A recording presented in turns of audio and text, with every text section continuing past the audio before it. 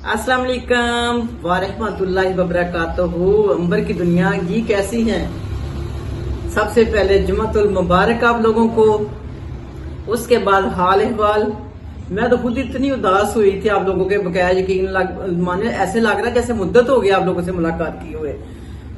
तो आपको भी लग रहा है कि नहीं, आप तो मुझे भूल भाल गए होंगे। हजारों दुनिया अब तो यूट्यूब पे तो मैं कह रही माशाल्लाह रौनकें लगी हुई, जिधर देखो रौनकें लगी हुई हैं। तो ईंट उठाओ तो अंदर से नई अंबर निकल आती है। तो मुझे कौन याद करेगा मस्कीन को, क्योंकि मेरी माँ ही मैं मस्कीन हूँ।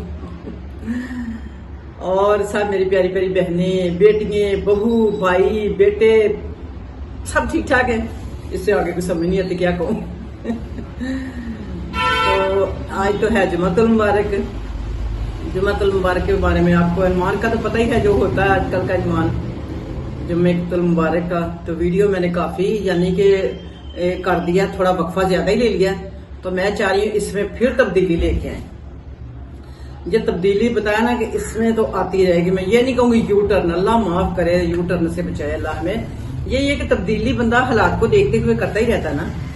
मेरा मतलब जैसे हालात हो उसी तरह का ही इंसान को डाल देना चाहिए।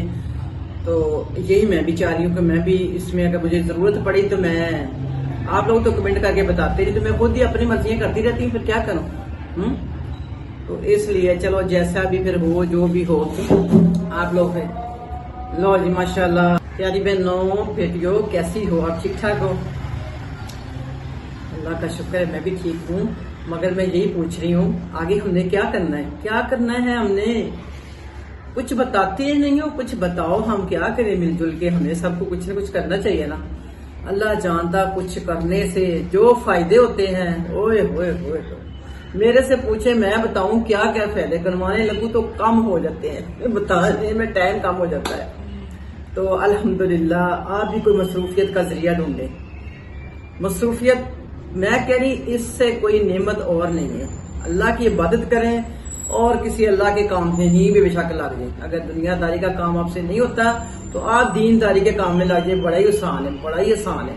मुझे तो टाइम ही नहीं मिलता ना, मैं तो लग ही नहीं रही थी इनकी तरफ। कहाँ लग रही हूँ, मेरे पास तो टाइम नहीं होता। काश अगर मैं फारिग हूँ, मेरे पास बहुत काम है। आप कहते हैं कुछ शायद मेरे पास काम नहीं, काम बहुत है अल्हम्दुलिल्लाह। तो अगर कोई काम नहीं है आप लोगों के पास तो मुझे जरूर बताइएगा। मैं इंशाल्लाह आपको बहुत अच्छे अच्छे काम बताऊंगी, ठीक है। तो अब हम शुरू कर ले वीडियो। आज का जो हमारा वाकया है जी हजरत हसन बसरी का। मैं समझ रही थी पिछला जैसे हमने अम्मा बसरी का यानी कि अम्मा राबिया बसरी का, तो मैंने समझा कि शायद ये आपस में रिलेटिव या कोई बहन भाई है या कोई। तो मैंने रिसर्च किया जी नहीं, आपस में इनका कोई रिश्ता नहीं, कोई तल्लक नहीं है। मगर ये बसरी मैं समझ रही थी बसरी नाम है, मगर नहीं, बसरी इनका यानी कि वहां के इलाके का, जैसे वो रहते थे ना मिस्र में, यानी कि तो वो इलाके की वजह से इनका नाम बसरी पड़ा हुआ है। तो इसलिए मैं चाह रही हूँ कि आज मैं वाकया सुनाऊं हसन बसरी रहमतुल्लाह अलैह का, ठीक है। बड़ा ही अच्छा वाकया है। वाकया ये है कि हम एग्री नहीं करेंगे, हमारा दिल एग्री नहीं करता, मगर इसका अजर इतना ज्यादा अजर है। हाय हाय क्या देखें, अजर देखें कि अपना दिल देखें। क्या करें, ये दोनों एक साथ चीजें नहीं हम लेके चल सकते। एक चीज पे हमें अमल करना ही पड़ेगा, चाहे अजर ले लें या फिर इंतहा का रो लें, इंतहा का गम कर लें, खाना पीना छोड़ दें, दुनियादारी छोड़ दें, मगर वो काम हमारा फिर भी नहीं होगा। अगर हम कहें ना कि हम नदियां आंसू की बहा के तो शायद अपने मकसद में कामयाब हो जाएंगे, वो मकसद में फिर भी हम कामयाब नहीं होंगे, ठीक है। तो हमें दोनों में से एक चीज चुननी है कि हमने क्या करना है। हमने अजर लेना है या हमने अपना दिल को हल्का करना है, हमने थकना है, रोना है, क्या क्या करना है हमें, ठीक है। तो ये है आज का वाकया, अभी सुनाती हूँ। सबसे पहले हम तलावत और तर्जमा और हदीस शरीफ, ठीक है। ये तो हमारा मस्ट होता है ना, आपको पता ही है। तो इंशाल्लाह ये हम इस दफा भी आज भी बहुत छोटी सी आई थी, छोटी सी है।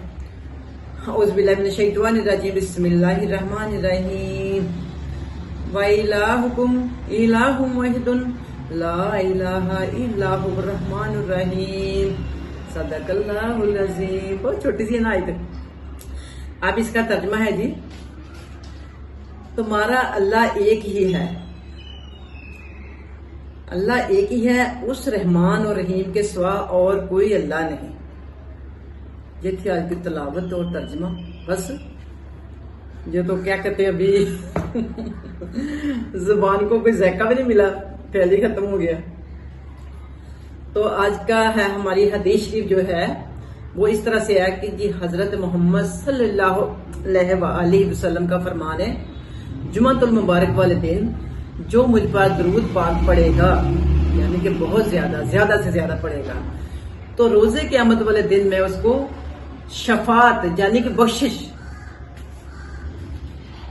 یعنی کہ بخشش، آپ کو پتہ ہے شفاعت اسی کو کہتے ہیں نا، شفاعت یا سفارش، بخشش یعنی کہ دلواؤں گا. بہت شور ہو رہا باہر، بہت شور ہو رہا ہے، کیا کروں، روشنی ادھر ہی ہوتی ہے جس کی وجہ سے مجھے ادھر بیٹھ گئی ہوں آج ویڈیو بنانے کے لیے. صبح بیٹھوں تو پھر اپنے روم میں بنا لیتی ہوں. آج تھوڑی لیٹ ہو گئی تھی تو آج اس لیے ادھر گراج میں بیٹھ گئی ہوں. تو مگر شور ایک ایسے لگتا کہ میرے آگے پیچھے گاڑیاں چل رہی ہیں. تو اب ہم واقعہ سناتے ہیں تھوڑا وقفہ لینے کے بعد. تو آپ رحمت اللہ علیہ اس عورت کے پاس گئے، اس کو کہا بڑی نرمی سے، اے عورت اللہ سے ڈرو، صبر کرو. اور وہ عورت غصے سے بولی جاؤ جاؤ، آپ کو میرے غم کا کیا پتا. اچھا اس عورت کو نہیں پتا تھا کہ یہ کون انسان ہے، اور کسی نے اس کو بتایا کہ آپ کو پتا یہ کس سے آپ نے بات کی ہے، تو کہتی نہیں مجھے نہیں پتا. انہوں نے کہا یہ مشہور اللہ کے ولی ہیں، مشہور ولی اللہ اور رحمت اللہ علیہ. عورت بڑی شرمندہ ہوئی اور باغی گئی پیچھے ان کے، جا کے ان سے معافی مانگی. اور اس کے بعد جب معافی مانگی آپ نے فرمایا کہ صبر کا اصل وقت وہی ہوتا ہے جب صدمہ نیا ہوتا ہے، یعنی کہ غم تازہ ہوتا ہے. اصل یعنی کہ بے شک صبر کا وقت وہی ہوتا ہے. میں پہلے بھی کہتی ہوں، میں کہہ بھی چکی ہوں کہ زخم جتنا تازہ ہوتا ہے اتنی درد زیادہ ہوتی ہے، مگر جو اللہ کا اجر اتنا ہی زیادہ ہوتا ہے جو اس وقت صبر کر گیا. تو جناب صبر کر لیتے. اچھا مصیبت کے وقت صبر کرنا ایمان کی علامت ہے. یہ کچھ میں اس کی خوبیاں بتا دوں آپ کو. صبر جو ہم کر لیتے ہیں نا اس وقت، کہ یہ ہمارے ایمان کی علامت ہے کہ ہم اللہ پہ ایمان رکھتے ہیں کہ یہ اسی کی چیز تھی، اسی کے پاس چلی گئی، اسی نے دی تھی، وہی لے گیا، اس کا مالک وہی ہے، میں ایک صرف امانت اس کی سنبھالی ہوئی تھی، اب امانت اس نے اپنی میرے سے واپس لے لی ہے. جب ہم یہ سوچتے ہیں نا تو اس وقت تو ہمارے دل کو یعنی کہ یہ بار بار اس کو سمجھانا ہوتا ہے. تو رونا تو فطری ہے جی، رونا تو آئے گا، ظاہر سی بات ہے، جس کی چیز آتی ہے اس کو رونا تو آتا ہے. رونا تو فطری ہے. اگر ہم صبر کر لیتے ہیں اللہ کی رضا کے لیے تو اس کا اجر بھی بہت زیادہ ہے، اجر بہت زیادہ ہے.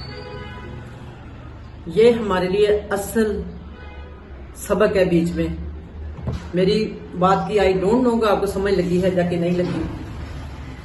اس کا مقصد یہی ہے کہ اگر ہم اس وقت صبر کر لیتے ہیں، ہمارے ساتھ کچھ حادثہ ہو جاتا ہے. دیکھیں انسان جو آیا ہے نا اس نے واپس بھی جانا ہے کہ نہیں جانا ہے نا. تو پھر ہمیں کیا کرنا ہے؟